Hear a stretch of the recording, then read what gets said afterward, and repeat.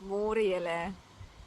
Ek weet nie van julle nie, maar ek raak baie keer baie frustreerd met myself. Ek is baie hard op myself en ek raak frustreerd met myself.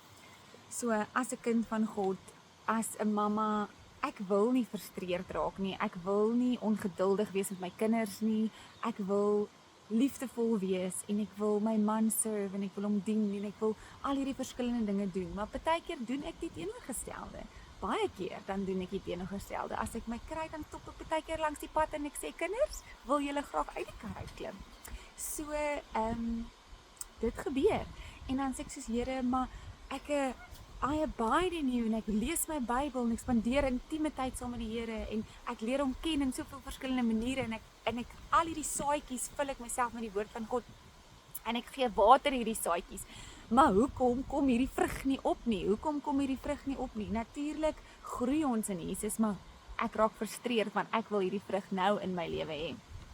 En die Here moes goed met my gewerk het vir al hierdie week en van revelation gegee het in dit, want op die ouene van die dag maak nie saak hoe baie water jy 'n plantjie gee nie.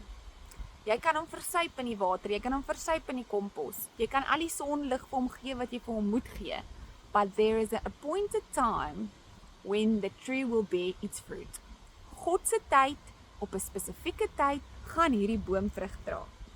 Niks wat jy kan doen kan hierdie boom laat vinnig, hy kan lyk van uiterlike dat hy vinniger groei, ja, en jy kan vir hom al die regte ingredients gee, ja, en dit gaan seker maak dat hy goeie vrug dra wat lasting fruit is. Maar there is a work that needs to be done inside the tree before the tree can bear the fruit. Daar's 'n werk wat Jesus met ons almal doen. Daar's dinge wat Jesus met ons almal doen voordat ons spesifieke vrugte dra op 'n spesifieke tyd, op God se tyd. So, my punt is net hoekom ek so frustreerd raak is dat God het alles vir my gegee. God het alles vir my gegee. So hoe kan ek nie my alles vir hom gee nie? Hoe kan ek nie my alles vir hom gee nie? Hoe kan ek nie perfek wees vir hom nie? Because I want to be perfect for him. En dan kry ons hierdie mooiste skrif in 2 Korintiërs 5 vers 21 wat sê: God made him who had no sin to become sin, so that in him we might be the righteousness of God. So daar's niks wat ek kan doen om the righteousness te wees nie. Daar's niks wat ek kan doen om dit te verdien nie. Niks van my werke kan ooit hierdie vrug laat uitpop nie. I am the righteousness of God. It's a position that I enter into. I am a child of God. So ek moenie iets doen om dit te kan verdien nie, maar ek moet rus in dit om te sê dat op die regte tyd God, soos alles in die lewe, die vrug sal dra. John 15 vers 5 sê: I am the vine and you are the branches. He that stays in me and I in him will bear much fruit. Apart from me you can do nothing. So wanneer ons gaan rus in Jesus en sê Jesus, I rest in you. I am in you and you are in me. And this is my position in the vine. And then I will bear much fruit. So, hierdie een sê, the destruction of the flesh is not the goal.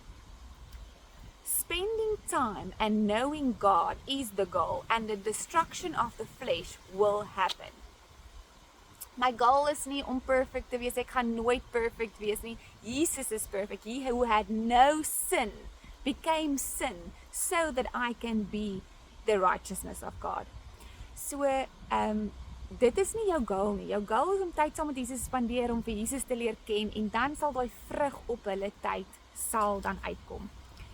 Ecclesiastes 3 sê vir ons: there is a time, there is a season, a time, an appointed time for everything, and a time for every delight and event or purpose under heaven.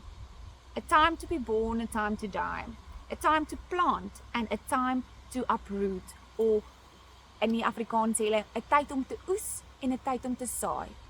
So daar is 'n tyd vir alles en niks wat ons kan doen kan hierdie uitpop nie en dit raak frustrerend en ons raak frustreerd met onsself en ek dink ek is nie waardig nie en ek dink ek moet al hierdie dingetjies doen sodat ek net vinniger kan meer geduld hê met my kinders of sodat ek vinniger 'n beter vrou kan wees of sodat ek vinniger wat ook al kan wees. Maar die Here sê the goal is to know him, to spend time with him and the rest will happen at his appointed time. So ek as 'n kind van Jesus kan nou gaan rus in Jesus en sê Jesus, Ek is in die bootjie, in die storm, in die wilderness, in die seisoene van die lewe, in U en U in my. En ek weet waantoe U die bootjie stuur is, op die regte plek, op die regte tyd sal ons uitklim uit hierdie bootjie uit, sal die storm stil raak, sal die vrug daar wees. So wat 'n wonderlike voorreg, wat 'n wonderlike posisie om te wees as 'n kind van Jesus. To know who you are in God and to rest in that knowledge and wisdom. Jesus het klaar vir ons alles gedoen, so ons rus nou in hom. And all we have to do, the goal is to know him and to know him in everything we do. Okay, so, wil net weer hier herhaal. The destruction of the flesh is not the goal. Knowing him is, and the destruction of the flesh will be the result. Kyk, kom ons bid sommer. Almagtige Vader, Here, dankie dat U by ons is, in ons is, saam met ons is. Here, dankie vir die ongelooflike voorreg om 'n kind te wees van 'n almagtige God. Here, U het alles vir ons gedoen en so is ons hart om alles vir U te gee en alles vir U te doen. Maar Here, ons is klaar the righteousness of God. Ons is klaar kinders van 'n almagtige God. So ons soek U in die dag, elke dag, en ons ken U in alles wat ons doen. So dit is 'n posisie wat ons is en ons rus in dit. En ons weet dat die vrugte in ons lewe, elke vrugte in elke seisoen, Here, kan ons in U rus en die vrug sal kom. Dankie dat jy 'n goeie pappa is en dankie dat jy altyd met ons is. Amen. Julle moet 'n geseënde dag hê. Bye.